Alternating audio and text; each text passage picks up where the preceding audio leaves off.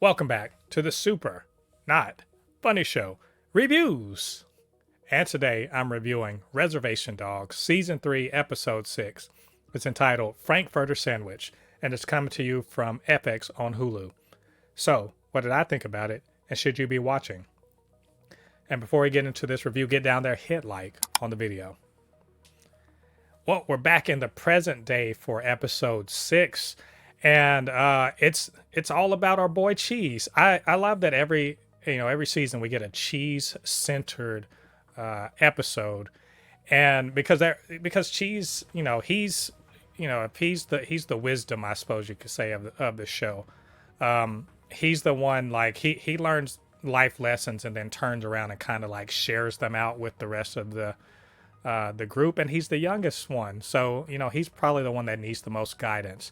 And definitely in this episode we find that he's just kind of shut himself off in his room, and he's it starts off he's playing virtual reality zombie killing thing, and his grandmother is just like, you got to get out, and but he doesn't want to, and so she kind of tells Bear and Laura and Willie Jack that he's just not feeling well. But she's worried. So worried, in fact, that she calls in the Uncle Squad. That's right. This is a episode where we don't get just one uncle. We get three. We get Big.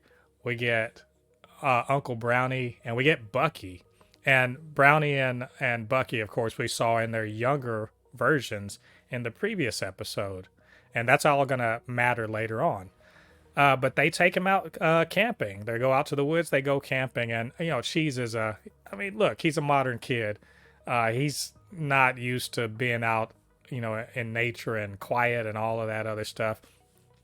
And so, in a way, this is the way the uncles, they call it Operation Nephew Rescue, and they're gonna, kind of get underneath why he doesn't want to be around others, and really to help him kind of center himself. And they call it the colonizer mindset. And I'm just like, that's not a terrible look at it, because, Cheese is just like, well, what do you do? Like, it's too quiet and all the other stuff. And he has a nice little moment with each of the uncles in this episode. With Brownie, who talks about, being present, seeing where you are, experiencing where you are, and just like, living in that moment. In a very nice little, I call it a little vignette that's, hilariously broken up by a fart, but it resonates, and you can see as Cheese has this experience, you can sort of see his mind not just wrestling with it, but kind of turning over this experience and what these elders are telling him about life. He has a moment with with Bucky where Bucky talks to him about the bonds that that shouldn't be broken, the ties that bind you to your family and your friends and your people. And he has this little weird metaphysical scientific string theory, whatever kind of babble, and then Cheese is just like, give it to me straight, and he gets he basically says, hey, don't break these ties with your friends. And again, you can see Cheese sort of turning that over in his mind. And then he has a fun little jaunt into the woods with Big, who Big, he's he's talking about Bigfoot and that they're real and all this other stuff. He tells a story, and it's a fun little bit, and it's just seeing Cheese sort of try to make sense of what Big is talking about, because Big, his heart's always in the right place. He's hella superstitious, and his storytelling doesn't necessarily, is not clear what everything means, but again, just having an open mind, being open to your experiences. And just there are fun little bits in there with the little the Bigfoot people in Bigfoot suits. That quite funny stuff. Then we get them, they sit down and they have a, they were fishing earlier, and Bucky caught a bunch of fish, as Big says, as he was cheating. But he caught a bunch of fish and cooked them up and everything. And there's a fun little bit with Big. Oh, and that's a reference to an earlier episode where he talks about how he says fish don't taste the same after he caught the fish fuckers. That was a fun reference to the previous season where they caught a little cabal of like white dudes who were, you know, doing some kind of ritual so they can steal native land or something like that. It was really crazy. Um, but he eats some of Bucky's hot sauce and is just like completely destroyed by it. It's all fun stuff, like fun little gags. Just to remind you that these elders, these uncles, they're not like super serious, and they're silly, and they're regular people. And it leads to finally, they're just kind of vegging out whatever around the fire, and it's not dusk yet. It's just kind of the day, and she's suggests that they do a little talk circle like he learned at the boys' home, and I think that this is important, not just because what follows is some of the best storytelling, some of the best acting, and one of the best scenes in the whole show, but also it really kind of underscores something that I've been feeling about Cheese for a while, but has really kind of been driven home in this episode. That he's not only is he empathetic, and he's always like listening and trying to really be present for what other people need and all that other stuff, but he's constantly sort of absorbing these lessons about life and about how to navigate life, and just kind of how to live well. And even in his worst places, like when he was in the boys' home, even in that place, he learned something useful that he could pass on to, surprise to the elders, to the uncles, by doing the little passing the stick around and having everyone talk. And it works out very beautifully. In fact, it starts off a little jokey, with everyone, he said, introducing himself, and then they pass it around. But when it gets to Big, Big's got, he's encouraged to share his feelings, and he does. He opens up and cries about guilt he feels about, two friends that I guess he lost, that he feels somewhat responsible for.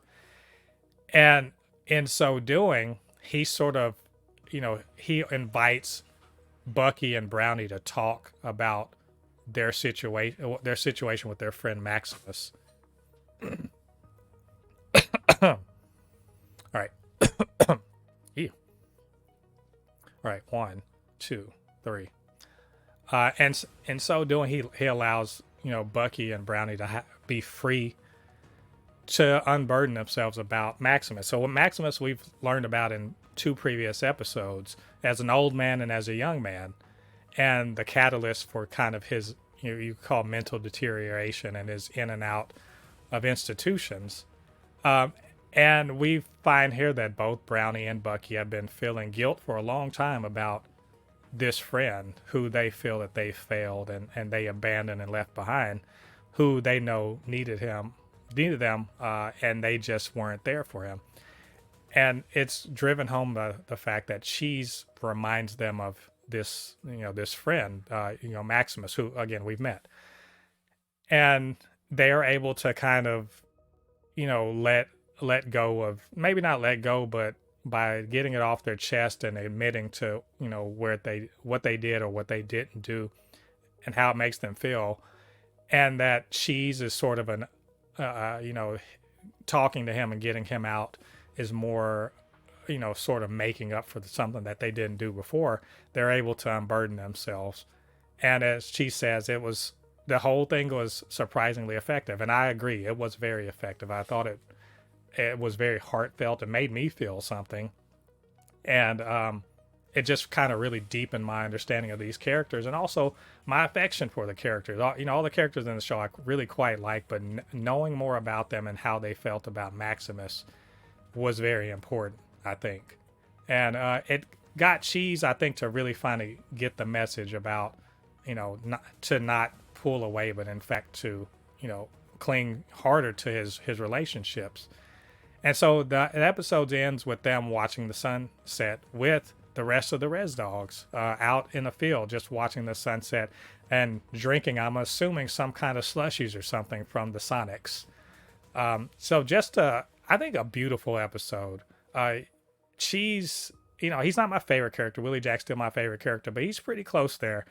And seeing him be the young elder, not ironically, not like on the previous season, they're talking about young elders, but an actual young elder in terms of his spirit and how he conducts himself, and how it's pretty clear that he intends to kind of live his life looking out for the people around him, and that his insecurity about his place with the reservation dogs is less important than him maintaining those relationships. I thought it was quite beautiful. So all around great episode.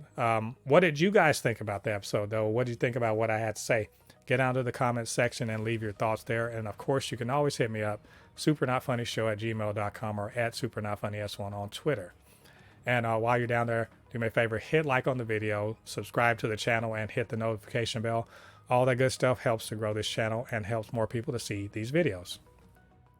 All right, thanks for joining me. Come back next week. We're going to review episode 7 of Reservation Dogs.